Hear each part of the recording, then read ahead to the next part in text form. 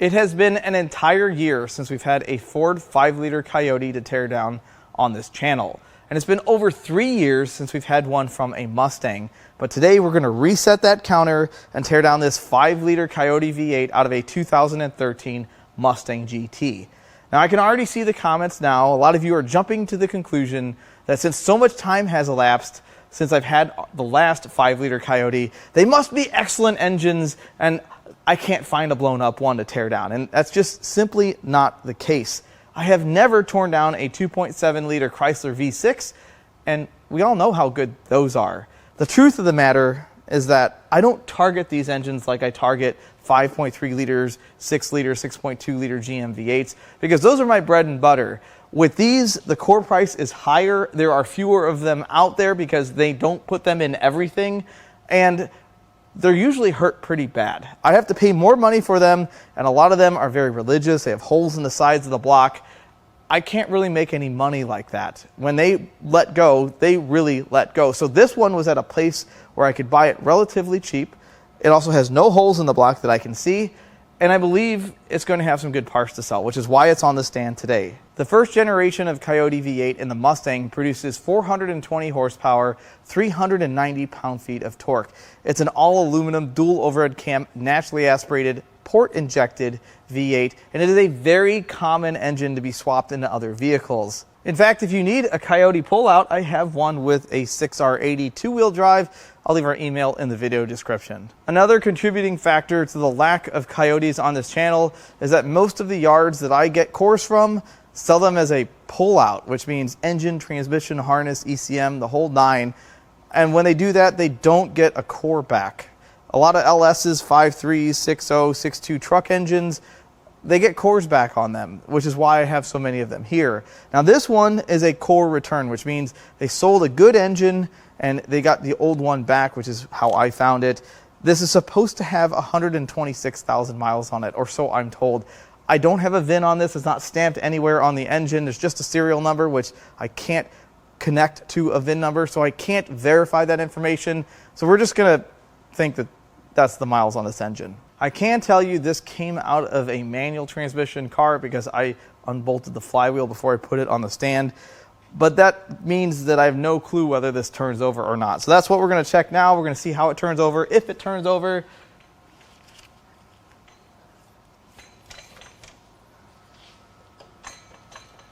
I hear something loose. It's like jingle bells. What's going on back here? Oh, it's the trigger wheel. Let's remove that. We're getting a false reading. It seems to turn over okay. Uh-oh. No, see, it's fine. It just hit a tight spot. It's normal.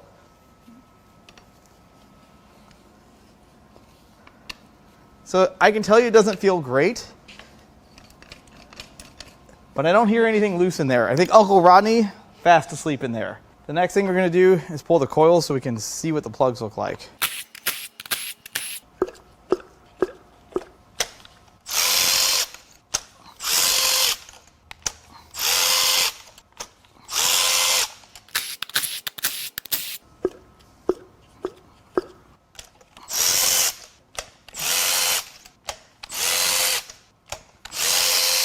Well, the plugs actually look pretty good. They look rather fresh. I don't see anything that's been regapped by a piston. All the plugs are uniform in color. They are Autolites though, so -1 there. I'm just kidding. Autolites in a Ford. Rather see Motorcrafts, but I guess that's not the end of the world. To me, it looks like a lot of this stuff is from the engine that was sold, not the core. Like the intake, it has a stock number on the intake manifold. So we're going to get the intake peeled off and take a look down the intake ports.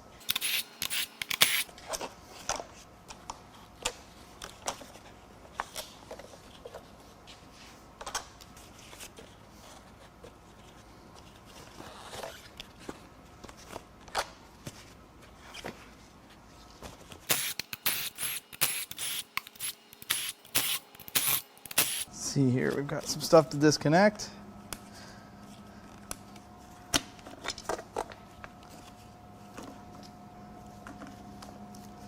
That'll come off with the intake. Is that it? I think that's it. Oh yeah, oh hey, there's a pulley in there. That doesn't go there. Somebody put a bunch of extra bolts and stuff. How nice of them was that? There's our knock sensor harness. Man, somebody did a bunch of work for me. Well, that's not a good look, is it? Looks like rust water. That one looks okay. No, more signs of moisture. Oh man, that's bad. I sure hope this didn't sit outside in the rain, but I have a feeling that's what we're looking at. I don't see any chunks of metal, at least. Now that the plugs are out and the intake's off, we're going to turn this over and see if it feels any different. Eric, come on, again? I'm trying to read here. There's water in here, I think.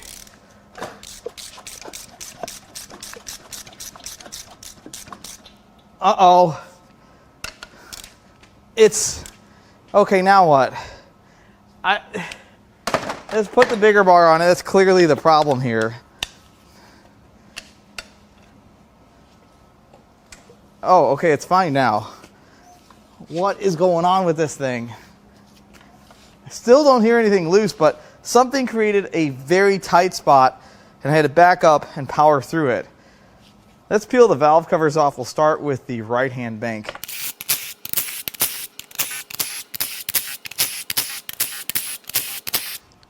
This will be the first real look into how this engine was maintained.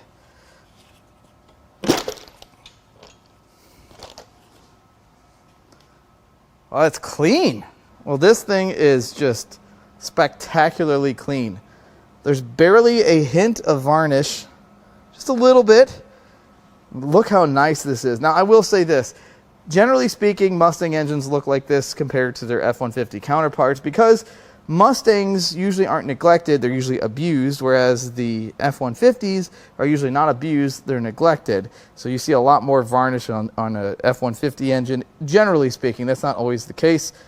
But all the valve train looks to be pretty good, although there seems to be some concerning material in the crevasse on those cam caps. That's not what I want to see. Hopefully that's not a sign of things to come, although I have this feeling that that's the first indication of what's wrong with this engine. Chains look good. It's got one new VCT actuator. The other one's broken. Probably happened when moving the engine around. I don't see any other signs of failure. Now for the left valve cover.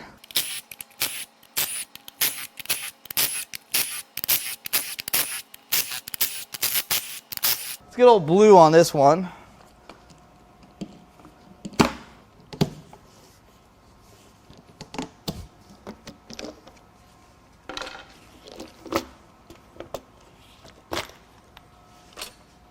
Oh, still got the dipstick in there. Oh, I should probably blur that. Much like the other side, this looks extremely nice in here. In fact, I think there's less signs of forbidden glitter on the caps. All the valve train appears to be intact. I don't see anything out of place. The oil looks pretty good, although there is a tinge of sparkly bits in there. That is not what I want to see. Hopefully that's just, I have no idea what that could be. That's not bad.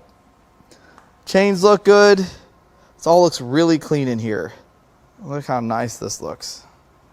Now we're going to take a minute and unbolt this thermostat housing and this coolant housing from the top. Battery is dying. Now it's time to get the water pump off. It looks like all the bolts are out of it already, so this should be a pretty easy task.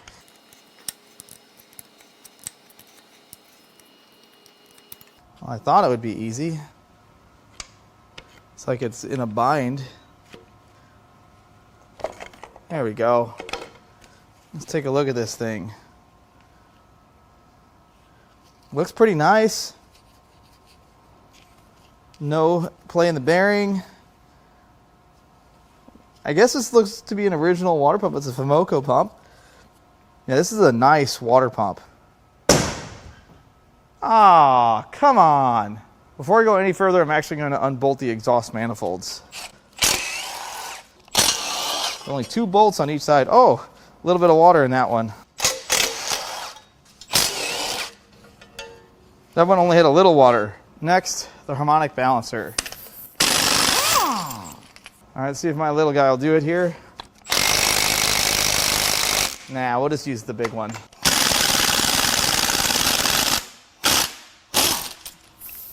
Now we can start unbolting this timing cover. We'll start with this tensioner. That was a lot of work.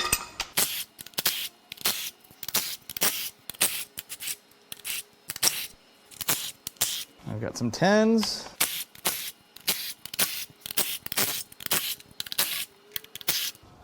I think that's it. This looks pretty loose.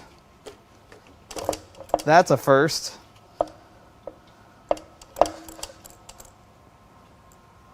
What is the holdup here? Oh, I guess it helps to get all the bolts out. Yeah, it really helps. And the timing cover is off. Pretty clean in there. One of the cleanest timing covers we've seen. Well, this looks exceptionally nice. There is one spot of damage on that guide right there. It's kind of odd. I wonder what could cause that. Look how clean this is. This is crazy clean, especially compared to what we've seen in the past.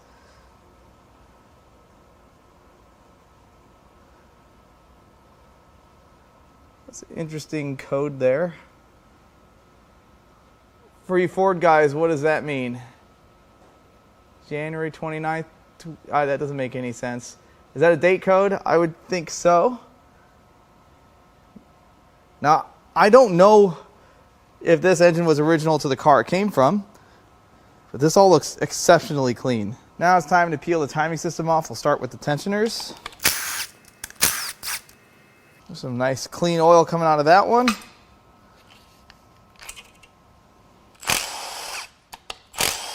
Ooh, violent.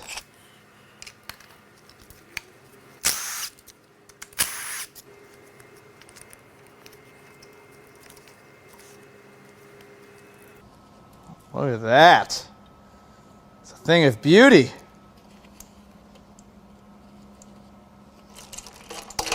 Oh no, the guide hit the ground. It's not going to be good anymore. So I was looking over these guides. They look pretty nice. There's a little bit of wear. I'd say it probably looks alright for the miles that I was told. Either way, these guides are beautiful. The next step is to unbolt the phasers. And now I think I gotta walk these off. I feel like I used old blue for this last time.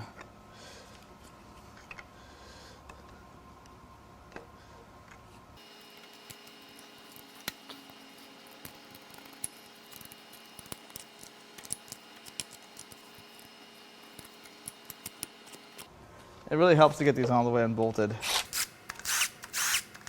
I don't know that that was it, but could be. Sure seems like it.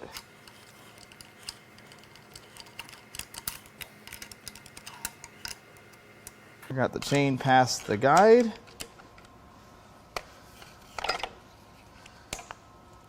And we're off. Now it's that time of night where we crap these cam craps off.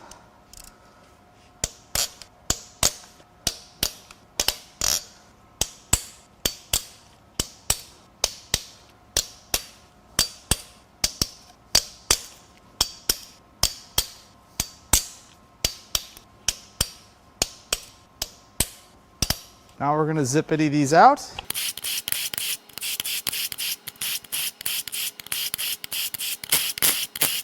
Ooh, stuff's moved.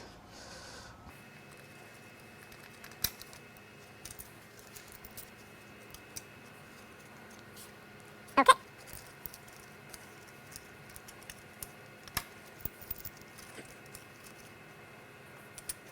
Well, the cams are in a bind. It's my fault.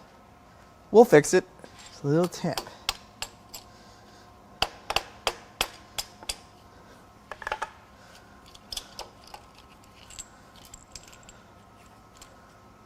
Well, that's not ready to come out.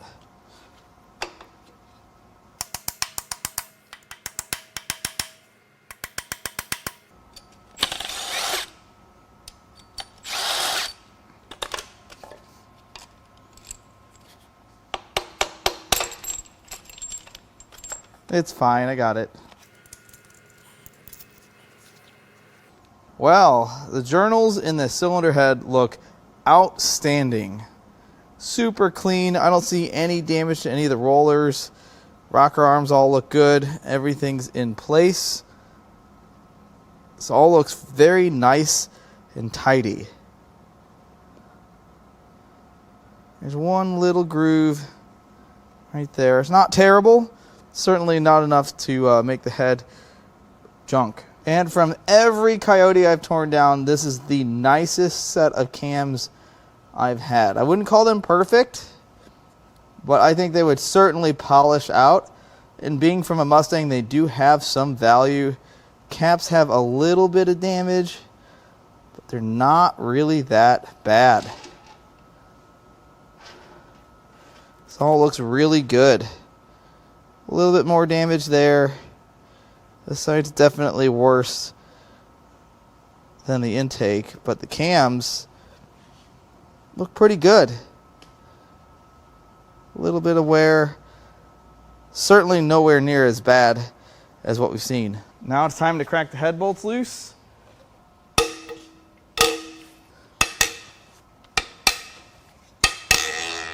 Excuse me.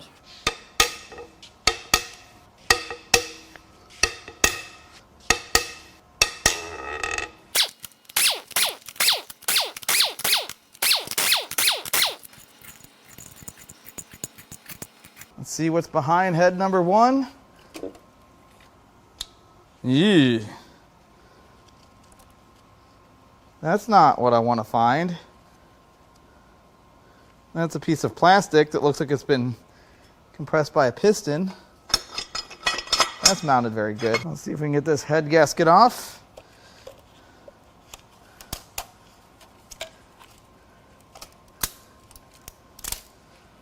Head gasket looks pretty good. There's definitely some water sitting in this cylinder.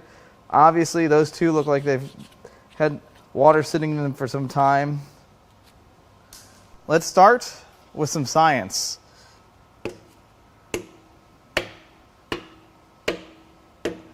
Everything passed the test on this side. Let's take a look at the bores. So this one's got some liquid in it. Few vertical scratches. Same thing with its neighbor minus the liquid. And this one, clearly some moisture and some rust. That's really unfortunate. Here's the cylinder head. I don't see anything majorly wrong here. I don't see any cracks. There's no signs that a piston hit the actual cylinder head. That part's clean right there, but I think that's from the rust and moisture. You can see there's a water line right there. Everything looks good so far. I think it's a good cylinder head. On to the right bank. Let's get the cam gears or cam phasers out.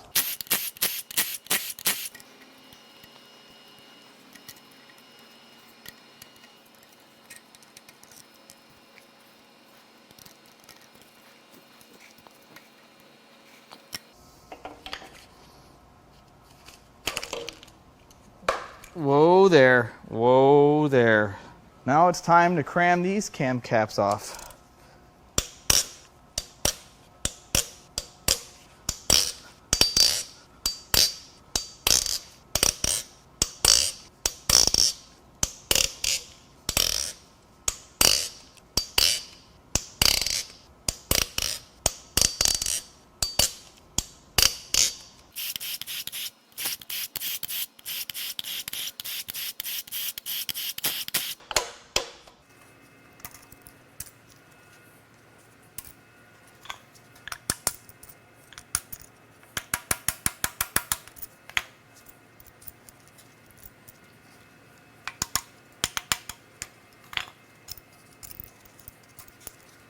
Well, this side looks pretty good too, but there is a but.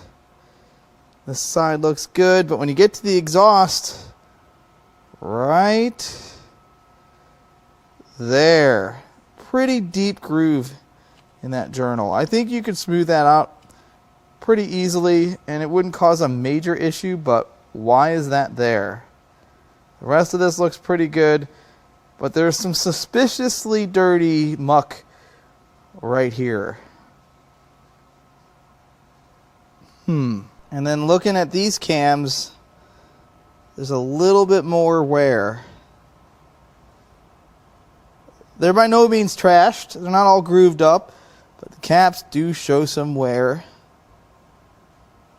A lot more so than the other bank.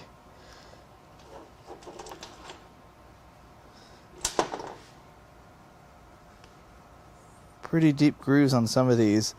I still don't think they're junk. I think that they're usable. I mean, this is about as good as a brand new 3-valve cylinder head, but because it's a Coyote, yeah, I see a little bit of damage there. I think these could be polished out, but certainly not as valuable as a perfect set. And before we can take the head bolts out, I need to remove this cam sensor because it inhibits access to the head bolts.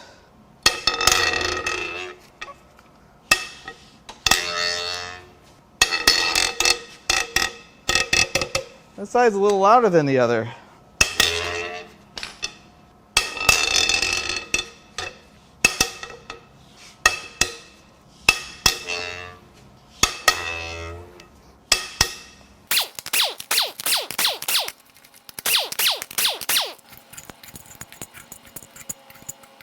Put these head bolts somewhere safe. All right, let's see what's behind this cylinder head. Well, let's get the head gasket off.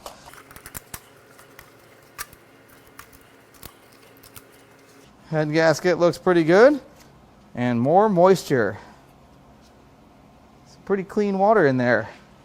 Probably not potable. Before we get too far ahead of ourselves, we have to round out our science test. I don't think we've got any broken rods on this engine. Pretty murky water in there. There's some vertical scratches. Overall, not terrible until you get to this cylinder. It looks awful with all the rust and corrosion. But I don't see any damage to any of the pistons. Pistons all look good. Looking at the cylinder head, I don't see any damage. All the valves look pretty good. There's definitely some corrosion in there. I bet it could use a valve job. But I don't see any signs of overheating or anything like that.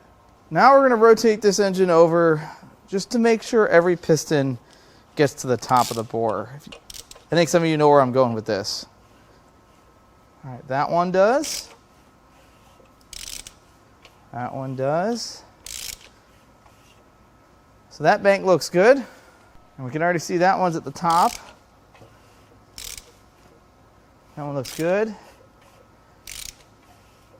That looks good. So nothing's bent. But I feel like I heard one of these make some noise a second ago. I don't know.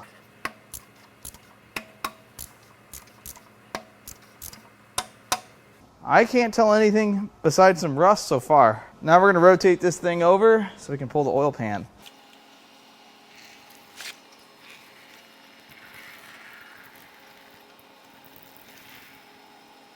Now we can pull the pan.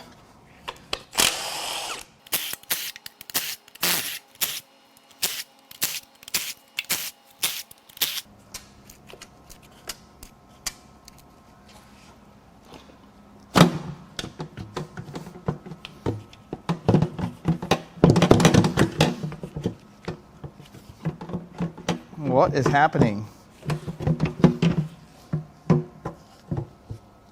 I have no idea what's going on here. Oh, do I need to take this out? Maybe I need to take that sensor out. I can't believe that didn't work. I bet you that's it. Nope.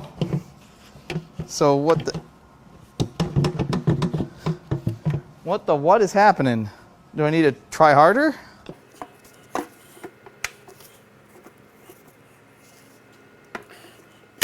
That sounded wonderful. All the bolts are out. And look at it. Oh, I think I need to remove the pickup tube. That's bizarre. If I need to remove this to get the oil pan off, what? I don't understand the thought behind that. It seems really ridiculous. I don't remember doing this on any of the Coyotes in the past.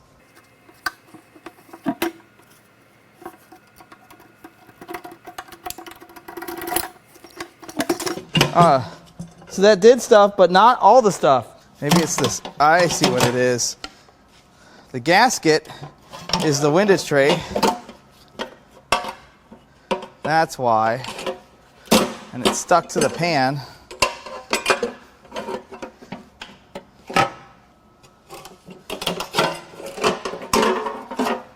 Oh boy, I just found something bad. Oh no. Well, folks, we got our answer as to what's wrong with this engine, or at least much clearer signs of it failing. So what do you make of this? Anti-seize. This is really gross. Why do I keep touching? I'm gonna stop. That's not what you want to find in your sump.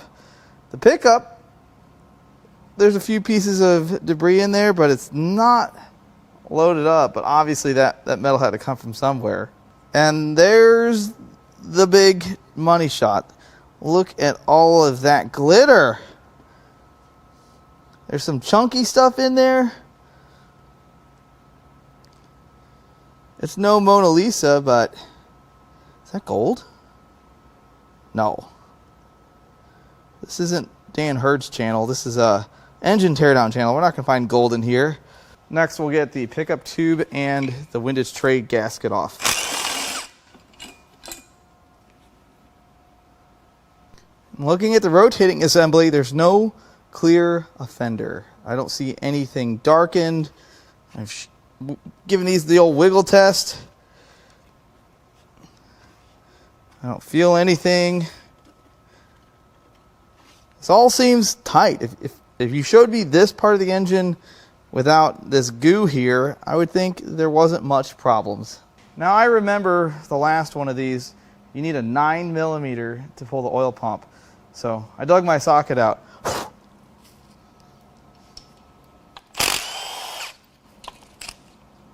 Well, that one's a different size.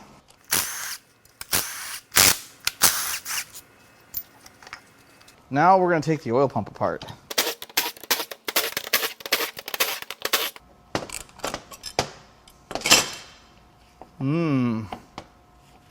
Well, there's definitely some nice looking oil in here. Look at that.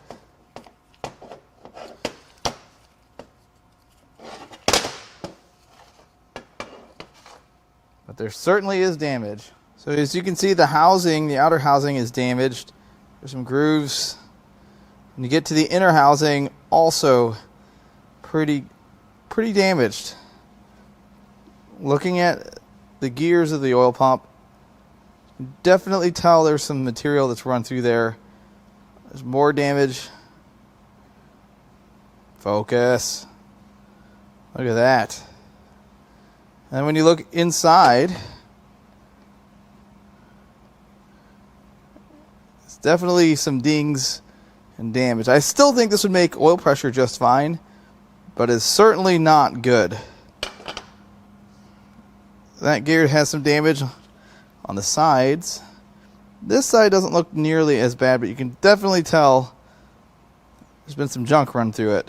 Now I'm going to try to get the oil filter off and cut, but I make no promises. It may not come out once I cut it because it's damaged.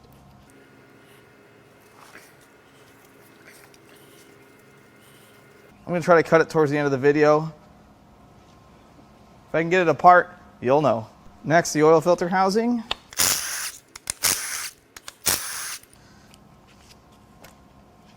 Now we can start removing the rods and pistons. We'll start at the front.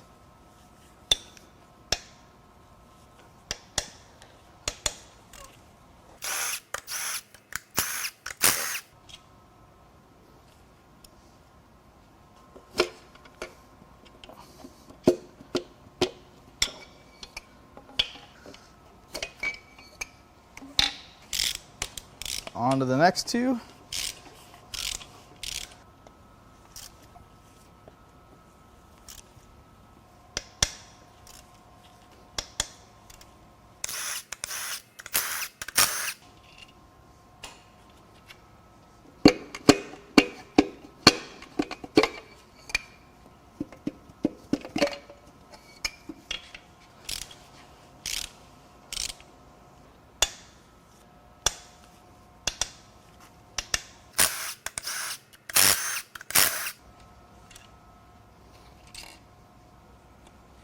Uh-oh.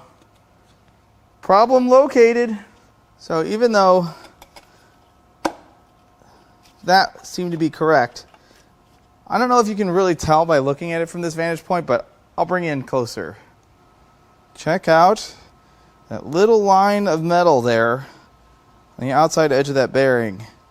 This bearing is fused to the crank. I mean, it moves, but it does not come off the way it's supposed to. Let's see if I can. Come on now. Let me get a chisel driver.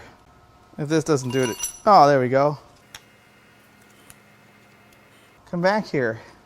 I want to know what you look like. Well, that's bad.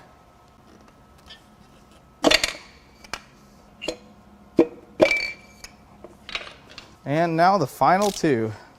Well, this turns over a lot easier now.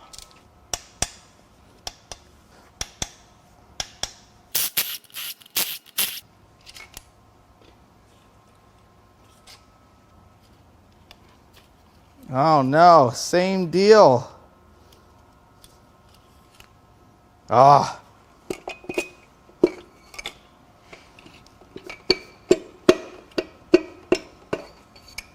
Now it's time to unbolt the main caps.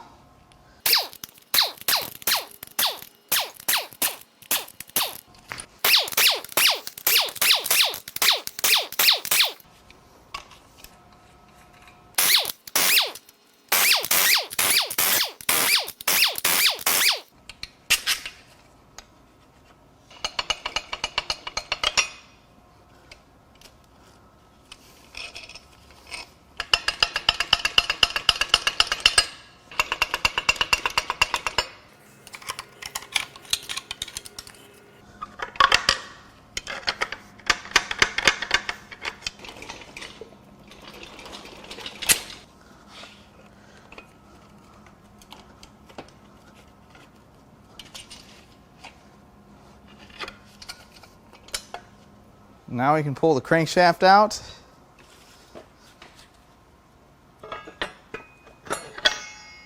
Well, let's start with the rod bearings. They start out looking not great. Some of them aren't so bad, some of them are so bad. That one looks pretty good, and then big damage there. Starting to chunk, come apart. My guess is that the goo we found inside the engine, the anti-seize goo, came from these rod bearings, from those two cylinders. This is a dry bearing. This looks like someone ran this thing a little low on oil. Metal on metal, low oil pressure, not the greatest. The rods and pistons look pretty decent though. There's some vertical scratches, but look at how nice the coating still is on these pistons. Most of the engines we pull apart, well, okay, they look a little more like that. Of course, some moisture. I really wish I had gotten to this thing before it got rained on. That would have been really nice. But I don't see any clogged up oil control rings. These all look pretty good. The unfortunate truth, though, is a lot of Ford parts, engine parts like this, unless it's something very special, there's not a ton of value in it. So if you want a desk ornament, or maybe we'll sell them as a set, maybe we'll sell this as a builder, an engine builder kit, who knows. But no major damage to the rods and pistons. The main bearings also look pretty good. There's a hint of wear on a couple of these shells. But they did pretty good. Now the crankshaft. It looks good until it doesn't. And I know that goes for a lot of the things we tear down on this channel, but there's the first damage part of the crankshaft. Now I think this could be cleaned up. I really do. I think this could be polished out. It's not terrible. I can't catch it with my fingernail. However, Ford crankshafts, I know I said this before on the channel, are very, very, very inexpensive new. Like, incredibly inexpensive. I don't know how they are able to do that. So even a minor polish like this may put this crankshaft into the scrap bin. I'm not certain. I don't want to throw anything good away, but 5-liter cranks are not very expensive. And there's some rust in the bores. It's definitely some pinning and staining. I think this would clean up without a whole ton of work. I don't think that you could just run a hone through it, though. I think that you would need to take this to a machine shop, verify that the bores are not out of round, maybe to get some of those vertical scratches and grooves out. You might need to go 10 over. A few more here. Nothing is too terrible. It's just pretty ugly looking where the rust was. It's a real shame. Without the water, this thing would look a whole lot better. Well, I wanted to show you guys the filter, but look how clean that oil is. This is brand new oil. I think this is a pretty good clue as to what could have happened here. And looking at the filter, let me get you guys zoomed in. There's not really any metal in here. There's some oil, but I don't see any metal slivers. Now, keep in mind, there wasn't a ton of damage to the bearing. I mean, obviously some is some, but this is essentially a brand new looking filter. And this thing looks outstanding. Now it's a micro guard. I don't know where that comes from. I'm sure you guys will answer that one. Allow me to paint a picture of a possible scenario. Someone changed the oil in this car. And when I say changed, I mean they definitely drained the old oil out of this engine. They definitely replaced the oil filter, but I'm not so sure they definitely put the right amount of oil in the engine, if they put oil in it at all. Perhaps they realized they didn't put oil in it, or the incorrect amount, and they shut the car off and then added the correct amount of oil and hoped it would be okay, and it wasn't. Or maybe they didn't add the right amount of oil at all, and then someone went out driving a manual 6-speed Mustang GT the way they intended, and it created some problems. I'm not quite sure which scenario is more plausible, but with a new filter, fresh oil, and damage that seems to reek of oil starvation, seems like either of those scenarios are pretty plausible. I don't believe that this is actually out of a 13, so I don't even think the miles are correct on this. I think this is a 2011 engine. Whether it was out of a 13, that's totally possible. No one has ever blown up an engine in one of those cars and replaced it with another used engine. Actually, that probably happens rather often. I've sold several of these engines. Either way, this engine looked to be really well taken care of, or really low miles, and it's a shame that it ended up this way. I really wish I had caught it before it got reined in.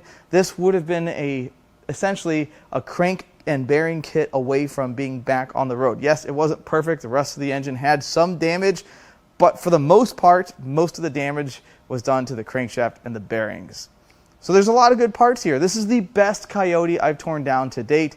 So if you'd like to buy any of the parts out of this engine or anything else I've torn down, or you want parts out of this Solstice with a manual transmission, an AR5, I'm going to leave our email in the video description. You can also go to importapart.com and peruse our inventory. I've been uploading our parts cards every single week. If you want to save 10% on anything on the website that you can add to your cart, you can use the code IDOCARS, which will do that site-wide. Anything you can add to your cart, you can save some money on. I really hope you enjoyed this teardown as always. I love all the comments, all the feedback, and even the criticism. I love it all, and I'll catch you on the next one.